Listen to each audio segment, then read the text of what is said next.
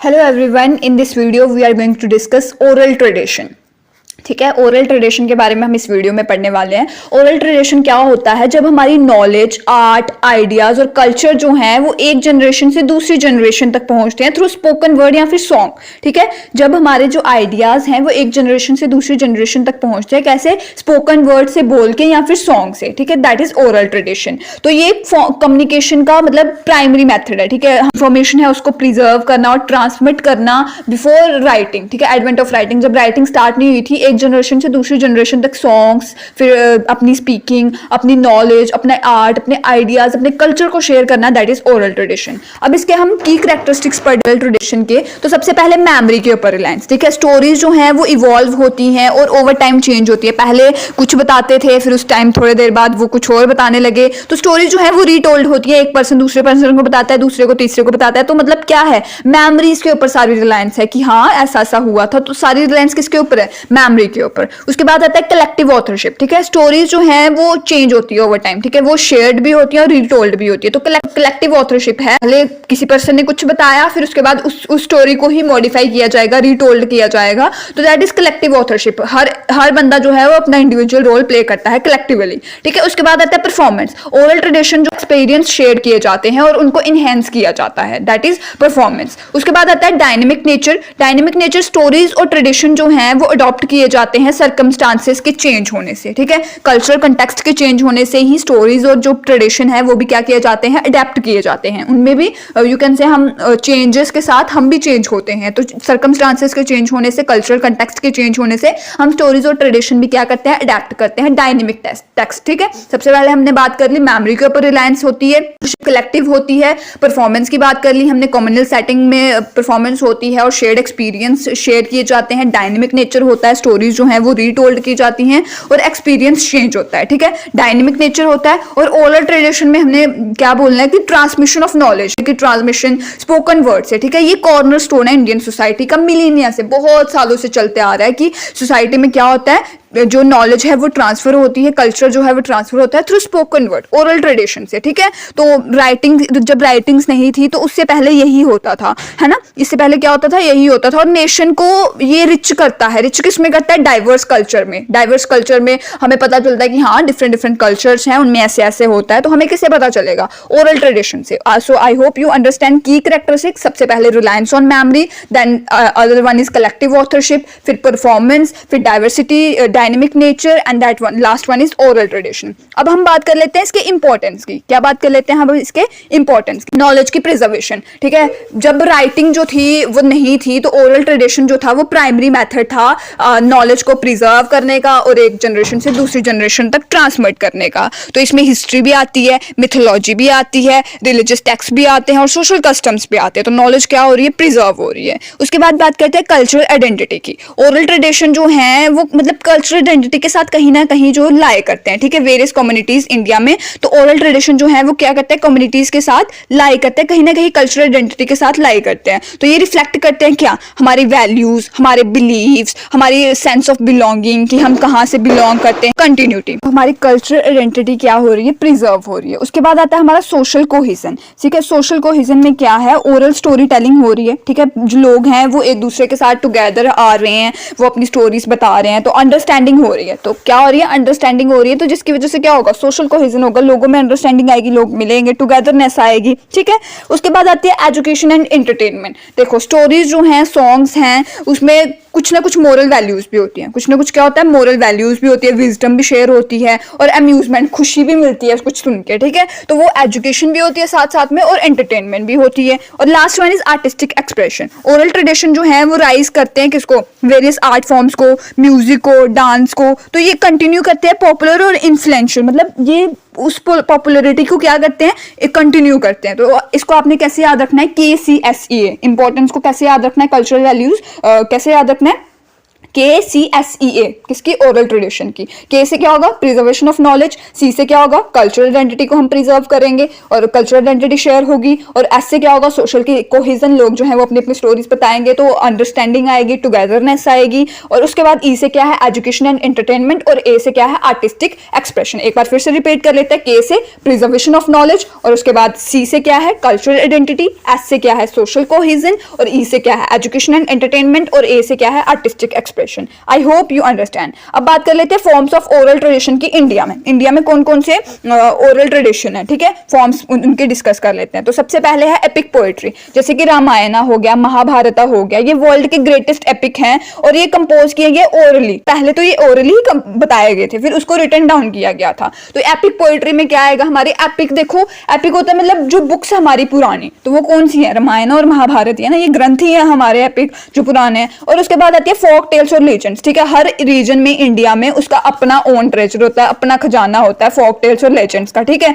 तो इसमें wise sages होते हैं, जो ऋषि मुनि होते हैं वाइज, और हीरोइक फिगर्स होती हैं। तो वो फोक टेल्स और लेजेंड्स किस में आएगा? ओरल ट्रेडिशन में ही आएगा। लोग एक जनरेशन से दूसरी जनरेशन तक पहुंच जाते हैं, हाँ भाई ऐसे ऐसे होता था, ऐसी ऐसी हीरोइक फिगर्स थी। महारानी लक्ष्मीबाई के एग्जाम्पल लो, फिर महाराजा यू कैन से अग्रसेन की एग्जाम्पल ले लो। डिफरेंट डिफरेंट एग्जाम्पल्स हैं फोक टेल्स और लेजेंड्स में, अपने अपने रीजन में बताई जाती हैं, है ना। तो महाराजा हरिश्चंद्र की एग्जाम्पल जम्मू कश्मीर में ले लो। तो फोक टेल्स और लेजेंड्स अपने अपने रीजन की एग्जाम्पल्स बताई जाती हैं। अब बात करते हैं bards and story tellers. Bards and story tellers क्या होता है? वो प्रोफेशनल स्टोरी टेलर्स, उनको क्या बोला जाता है? वार्ड्स बोला जाता है या फिर सूतास बोला जाता है। प्रोफेशनल स्टोरी टेलर्स को क्या बोला जाता है? वार्ड्स बोला जाता है या फिर सूतास बोला जाता है। ये क्रूशियल रोल प्ले करते हैं इंफॉर्मेशन को प्रिजर्व करने में, ठीक है। तो ये वार्ड्स और स्टोरी टेलर्स हैं, ये भी क्या करते हैं? एक इंपॉर्टेंट रोल प्ले करते हैं प्रोफेशनल स्टोरी टेलर। जैसे कि उसमें क्या हुआ था, महाभारत में हुआ था, जे थे जिन्होंने पता नहीं रथ पे चढ़े थे अर्जुन के, तो उन्होंने अपनी सारी स्टोरी बताई थी, है ना, अपने पितामह को। तो वर्ड ही था, ठीक है। बात सूतास ही थे जो स्टोरी टेलर्स होते हैं, वो उसमें ही आएगा, ठीक है। उसके बाद आता है प्रोवर्ब्स एंड रिडल्स। कुछ प्रोवर्ब्स होती हैं, रिडल्स होते हैं जो मतलब रिफ्लेक्ट करते हैं कल्चरल वैल्यूज को, जैसे कि the will there is a way, जहां पे विल है, जहां पे चाह है वहां पे ही राह है। तो ये क्या प्रोवर्ब है। कुछ रिडल्स होती हैं, तो ये मतलब बताती है कल्चरल आइडेंटिटी को, बिलीफ को, कम्युनिटी के। उसके बाद आता है हमारा रिलीजियस चांट्स एंड हिम्न्स। अब देखो हर रिलीजन में कुछ अपने अपने वो ट्रेडिशन होते हैं, ठीक है। हिंदुज्म का अपना ट्रेडिशन होता है, भजन होते हैं, बुद्धिज्म का अपना होता है, जैनिज्म का अपना होता है। तो हर रिलीजन जो है वो अपना अपना कुछ ना कुछ प्रेजेंट करता है। तो वो टेक्स्ट में होता है, कुछ प्रेयर्स में होता है। तो वो ह्यूमंस भी होते हैं जो लर्न किए जाते हैं और रिसाइट किए जाते हैं, बताए जाते हैं। हर्ड सुनने से ही वो लर्न किए जाते हैं, ठीक है। फिर उनको रिसाइटेड बाय हार्ट, दिल से सुनाया जाता है। तो आप इसको कैसे लर्न करोगे? BPREF, BPREF किसको लर्न करना है हमने? फॉर्म्स ऑफ ओरल ट्रेडिशन को। किसको? ओरल ट्रेडिशन की क्या फॉर्म है? बी से क्या आएगा? Birds and story tellers. P से हमारा क्या आएगा? Proverbs and riddles. आर से हमारा क्या आएगा? Religious chants and hymns. E से हमारा एपिक पोएट्री एंड एफ से हमारी folk tales and legends. I hope you understand. B से bards and story tellers, P से हमारी प्रोवर्ब्स एंड रिडल्स, आर से हमारा रिलीजियस चैंट्स एंड हिम्न्स, और उसके बाद क्या है? ई से हमारा एपिक पोएट्री और एफ से फोक टेल्स एंड लेजेंड्स। और उसके बाद हम बात करते हैं हिस्टोरिकल एंड कल्चरल सिग्निफिकेंस की। इसका ओरल ट्रेडिशन का हिस्टोरिकल और कल्चरल इंपॉर्टेंस क्या है वो अभी हम डिस्कस करने वाले हैं, ठीक है। हिस्टोरिकल में क्या है? Ancient root. ये स्टार्टिंग से ही इंडियन कल्चरल सोसाइटी में ओरल ट्रेडिशन जो है वो फाउंड हुआ है, और ये प्राइमरी मीन था कम्युनिकेशन और एजुकेशन का। क्या? Oral tradition. और एपिक नैरेटिव जैसे कि मेजर इंडियन एपिक हो गए, महाभारता हो गई, रामायणा हो गई। तो ये टेक्स्ट जो है एक जनरेशन से दूसरी जनरेशन तक पहुंचते हैं रेसिटेशन से या परफॉर्मेंस से। तो ये भी किस में आएगा? हिस्टोरिकल और कल्चरल सिग्निफिकेंस में। और फॉर्म्स की हमने, जैसे कि मैंने आपको पहले ही बता दिया, words and story telling. Story telling जो है वो एक प्रोमिनेंट एस्पेक्ट है इंडियन ओरल ट्रेडिशन का। प्रोमिनेंट मतलब जाना महचाना, इसमें ही सब कुछ होता है इन ओरल ट्रेडिशन, ठीक है। तो इसमें फोक टेल्स बताई जाती हैं, मिथ्स बताए जाते हैं, लेजेंड्स बताए जाते हैं, किस किस ने अपना कंट्रीब्यूट क्या किया है हमारे सोसाइटी में, हमारी कंट्री में। तो ये मोरल और एजुकेशन वैल्यूज को भी कंटेन करता है, और कम्युनल गैदरिंग भी होती है इस टाइम पे रिचुअल्स में, है ना। उसके बाद आता है हमारा पोएट्री एंड सॉन्ग्स, ठीक है। है। पोएट्री में क्या आएगा, सॉन्ग्स में क्या आएगा, डिवोशनल सॉन्ग्स हो गए, भजन्स हो गए, फोक सॉन्ग्स हो गए जो एक्सप्रेस करते हैं रिलीजन को, सोशल और कल्चरल थीम्स को। पोएट्री हो गई, ठीक है, वो इंडियन वेरियस इंडियन लैंग्वेजेस में उसको एक्सप्रेस किया जाता है, जैसे कि उर्दू पोएट्री होती है और फिर हमारी हिंदी पोएट्री होती है, इंग्लिश पोएट्री होती है, तो ट्रेडिशनल पोएट्रीज भी होती हैं, ठीक। उसके बाद आता है हमारा रिचुअल एंड परफॉर्मेंस, जैसे कि कथकली हो गया, ठीक है, वो थिएटर में कथकली हो गया, यक्षगाना हो गया, ये भी प्रेजेंट किया जाता है। डांस ड्रामा जैसे कि रामलीला, ये तो हमेशा दशहरे में प्रेजेंट की जाती है, और अदर परफॉर्मिंग आर्ट्स भी प्रेजेंट किए जाते हैं। वो एंटरटेनिंग भी होते हैं और एजुकेशनल भी होते हैं, उसमें कुछ ना कुछ मोरल वैल्यूज भी होती है, सोशल इश्यूज को भी प्रेजेंट करते हैं, है ना। उसके बाद आता है हमारा एजुकेशन एंड सोशल रोल, ठीक है, transmission of knowledge. Oral tradition जो है वो एक जनरेशन से दूसरी जनरेशन तक पहुंच रहा है, किससे, एथिकल वैल्यू से, प्रैक्टिकल स्किल से। तो ये प्रिजर्व कर रहा है लोकल विजडम को, कम्युनिटी प्रैक्टिसेस को क्या कर रहा है, ये प्रिजर्व कर रहा है, और सोशल बॉन्डिंग बन रही है। देखो अब हम स्टोरी टेलिंग में पार्टिसिपेट कर रहे हैं, सिंगिंग में पार्टिसिपेट कर रहे हैं, रिचुअल परफॉर्मेंस में पार्टिसिपेट कर रहे हैं, तो ये सोशल बॉन्ड्स को क्या करता है, स्ट्रेंथन करता है और कल्चरल आइडेंटिटी को रीइंफोर्स करता है, भाई हाँ कल्चरल आइडेंटिटी हमारी भी है, ठीक है। उसके बाद आता है चैलेंजेस एंड एडेप्टेशन, ठीक है। मॉडर्नाइजेशन और ग्लोबलाइजेशन में क्या हुआ, डिजिटल मीडिया ने मतलब इस करने में बहुत ज्यादा दिक्कतें आई, ठीक है, अब बट फिर भी हमने कंटिन्यू किया, ठीक है, मॉडर्न फॉर्म ऑफ मीडिया और टेक्नोलॉजी को भी अडेप्ट किया, बट हमने अपनी जो कल्चरल आइडेंटिटी है उसको भी प्रिजर्व किया।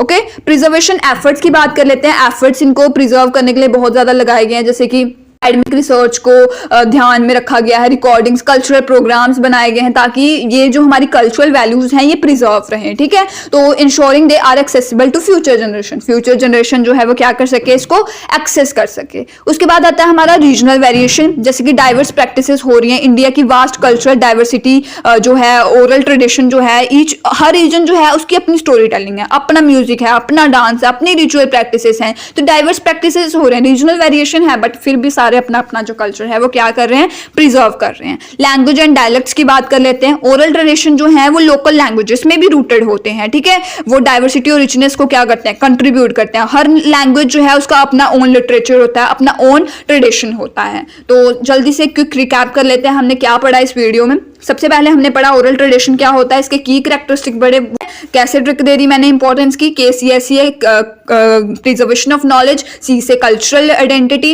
एस से हमारा सोशल कोहिजन, ई से एजुकेशन एंड एंटरटेनमेंट, और ए से हमारा आर्टिस्टिक एक्सप्रेशन, ठीक है। तो की कैरेक्टरिस्टिक में मैंने आपको बताया था मेमोरी होगी, तो फिर कलेक्टिव ऑथरशिप होगी, फिर परफॉर्मेंस होगी, है ना, तो फिर डायनेमिक नेचर है हमारे इसका ओरल ट्रेडिशन का, और ओरल ट्रेडिशन वो फिर मैंने आपको बता दिया हिस्ट्री और कल्चर से ट्रांसमिशन ऑफ नॉलेज होती है, ठीक है। उसके बाद मैंने बात कर ली फॉर्म्स ऑफ ओरल ट्रेडिशन की, वो भी मैंने आपको ट्रिक दे दी, BPREF, बी से bards and story tellers, P से प्रोवर्ब्स एंड रिडल्स, फिर उसके बाद आर से क्या था, रिलीजियस चांट्स एंड हीमन्स, और ई से एपिक पोएट्री, और एफ से फोक टेल्स एंड लेजेंड्स। और इस हिस्टोरिकल और कल्चरल सिग्निफिकेंस में मैंने आपको बता दिया एनिशिएंट रूट है इसके, और एपिक नरेटिव जैसे कि महाभारत और रामायण हो गया। ओरल ट्रेडिशन के फॉर्म्स भी होते हैं, स्टोरी टेलिंग वगैरह जो मैंने आपको बताया, पोएट्री और सॉन्ग्स होते हैं, ठीक है, रिचुअल और परफॉर्मेंसेस भी होती हैं, और एजुकेशन और सोशल वैल्यूज भी हमें मिलती है, रामलीला वगैरह हो गई, ठीक है, प्रैक्टिकल स्किल्स हो गई, तो इससे हमें नॉलेज भी मिल रही है। और सोशल बॉन्डिंग भी होती है, हम सिंगिंग करते हैं, स्टोरी टेलिंग करते हैं, रिचुअल परफॉर्मेंस करते हैं, तो इससे क्या होता है, सोशल बॉन्डिंग भी बनती है। चैलेंजेस भी आ रहे थे हमें इसे प्रिजर्व करने में, प्रिजर्वेशन एफर्ट्स भी लगाए गए हैं गवर्नमेंट के द्वारा कि कल्चरल प्रोग्राम्स को क्या करना है, रिजनरेट करना है, उनको प्रिजर्व करना है। रीजनल वेरिएशंस भी हैं, फिर भी लैंग्वेजेस की वेरियर्स भी हैं, फिर भी हम अपने कल्चर को क्या कर रहे हैं, प्रिजर्व कर रहे हैं। So that was all about oral tradition. I hope you understand. Thank you so much.